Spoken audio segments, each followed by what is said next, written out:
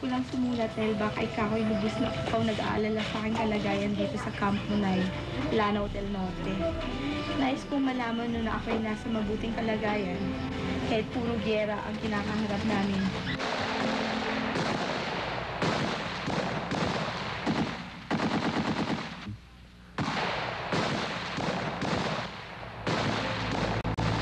Salamat din sa mga panalangin niyo para sa kaligtasan ko sa kabila ng mga panganib na dumarating sa buhay ko.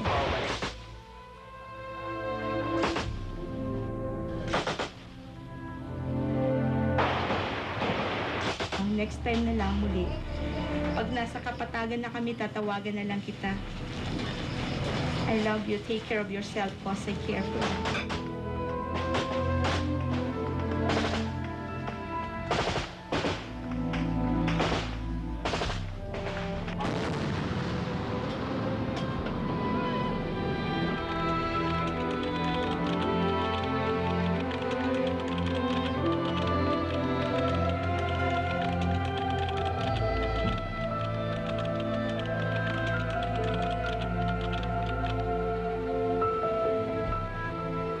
Sabi nila wala na raw yung asawa ko. Yung pagdating dito, Migaw ako, sabi ko bakit siya babalik. Dalawang liham na sabay dumating. Nauna ang liham ni Corporal Masikap Centeno, bumabati at nagpapaalala. Kinagabihan naman dumating ang isang malungkot na liham mula sa Philippine Marines. Pasulat niya nung actually sabay dumating yung yung sulat niya sa akin, sabay sa good news in the morning, in the afternoon pinadala yung bad news. Hindi ko mapipili sarili ko. Talaga po, nag-iyakan na po kaming mag-ina. Namatay si Corporal Centeno sa edad na 31 anyos sa isang encounter laban sa MILF sa Lanao del Sur. Nung mamatay na siya, 2 days pa ho na hindi nila nakuha, kaya ho lumaki ho ang mukha ng anak ko. Lumaki po. Hindi na namin makilala ang pagmumukha dahil malaki.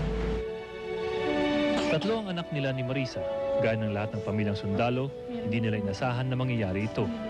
Itong huli ito, nung binabanggit parati ng mga bata yung dati nila Sabi ko sa kanila, siguro nga malapit na dumating si Daddy. Yun, tapos di ko akalain Daddy pala na wala ng buhay yung darating. Wala pang muwang ang mga batang ito sa sinapit ng kanilang tatay. Ilang taon pa mula ngayon, bago lubusang mabot ng kanilang isip ang malagim na kamatayan ng kanilang ama. Pero paano nga ba ipauunawa sa mga batang ito ang isang giyera na di naiintindihan kahit na matatanda? Yung aking panganay, alam niya, pag tinanong mo, nasaan ang daddy niya, nasa heaven na. Pero yung 2 years old, nasaan si daddy, natutulog. Yung pangalawa, pag tinanong mo, saan di daddy, hindi ko alam. Ayaw niyang tingnan sa coffin yung daddy niya Isa si Centeno sa dumaraming bilang ng mga sundalong nasawi o nasugatan sa pakikipaglaban sa mga rebeldeng Muslim. Sa 2 buwang tuloy-tuloy na labanan, hindi pera o balang nasasayang ang binibilang ng mga pamilyang naiwan, kundi mga puntod na dumarami sa libingan ng mga bayani. Hindi kukulangin sa 100 sundalo ang hindi nauuwi sa kanilang pamilya. Maging 500 na ang bilang ng mga sundalong sugatan. Minsan kung ituring natin sila ay para mga estatistiko lamang. Ganito karami na sugatan, ganun karami yung namatay. Pero madaling malimutan na sa ilalim ng bakal at kevlar, sila rin ay gawa sa buto at laman. Hindi ko alam kung siya pa rin ang Si Kapitan Arnold Diesa, Scout Ranger at Bagong Bayani. Siya ang leader ng suicide unit na naglunsad ng pinakamapanganib at pinakamapangahas na operasyon sa Basilan, isang commando-style raid ng Scout Rangers sa sentrong kampo ng Abu Sayyaf. Ang suicide unit ni Captain Diesa ang nagligtas ng 15 hostages ng Abu Sayyaf.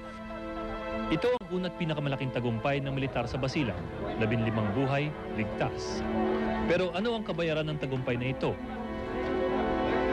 Hindi inamin ng sundalong ito kung anong sinapit ng kanyang suicide unit. Siguradong matindi at malagim ang sagupaan. Sugatan kahit si Captain Diesa. Nang makausap ko siya sa ospital, nakabuon pa rin sa kanyang utak ang balang tumama sa kanya. Hindi daw alam ng mga doktor kung paano ito aalisin. Hindi rin sigurado kung may ibabalik pa ang dati niyang pag-iisip. Dito sa frontal region, ito yung sa pag-iisip natin, yung judgment natin, yung pag-foresight natin, planning. so affected ito? Wala kaming magagawa. Oh. Tinatanggap namin yung sa puso namin. Yung puso namin tinatanggap. Total, hindi lang sa amin, sa kanila, sa amin nagsilbi, kundi sa bayan. Pangalawa sa bunso sa 7 magkakapatid, galing si Jessa sa isang mahirap na pamilya sa Kalinga. Nagbalak magdoktor, graduate ng BS Bio, pero hindi natuloy dahil kulang sa pangmatrikula. Ang dahilan lang siguro, sir, na alam ko gawa sa kahirapan, ng sakripisyo. Para sa ganun, makaahon sa hirap. Bakit ito pagsusunan?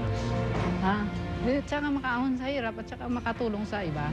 Yun talaga kasi, siyempre, nararasan din namin ang naapi. Ganon, naapi ng mga ibang tao, ganon. Siyempre, kung pag-isa na sila sa konserbisyo, matutulungan nila yung mga naapi, ganon.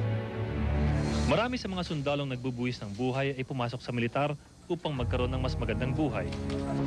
Sa isang bayang parating na sa krisis, nariyan sa militar ang estabilidad ng trabaho, pensyon at respeto ng komunidad. Bakit ito yung naisipang pumasok? Medyo tagilid na rin yung panahon noon. Medyo mahirap na yung buhay sa amin noon. Subalit anumang hirap ng buhay ni Armando Villanueva noon sa Tabaco Albay, mas malaki ang hamon sa kanya ngayon. Naputol ang dalawa niyang paa sa isang rescue operation sa mga hostage ng Abu Sayyaf sa Basilan.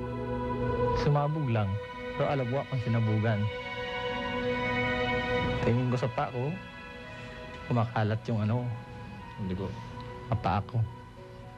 Kasi ginagano ko pa Yung paa niyo? Parang mga giniling na karne. Sabi ng tropa, huwag na, Sarge. Sabi ko, paa ko yan Naputulan din ng paa si Corporal Guido Martinez. Tinamaan ng RPG ang kanyang minamanehong V300 commando vehicle. Bakit ka nag-Marines? Yun ang kwan ko lang sir kasi wala nang iba kong kwan. Dati janitor lang ako Nag-security at wala akong assistant. Pero pumasok ako ng sundalo, Marines. Dati? Iba trabaho mo dati? Oo sir. Diyan dami ko napasukan na rin trabaho sir pero walang asinso kasi Saan ka man lumingon sa V. Luna Medical Center, tititigan ka ng hapdi at hinagpis na dala ng digmaan.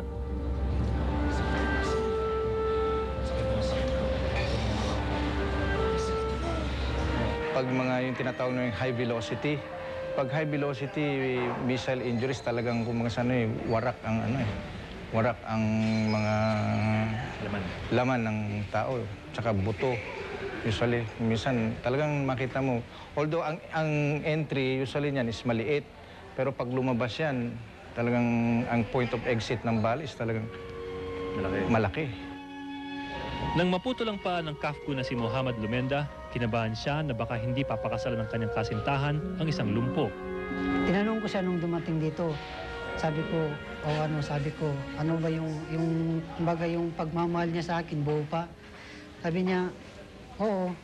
Ang total naman sabi niya, nawala yung paa mo lang. Ang importante sabi niya, sa tao, yung nasa loobin. Hindi naman importante sa akin kung ano man ang nawala sa kanya.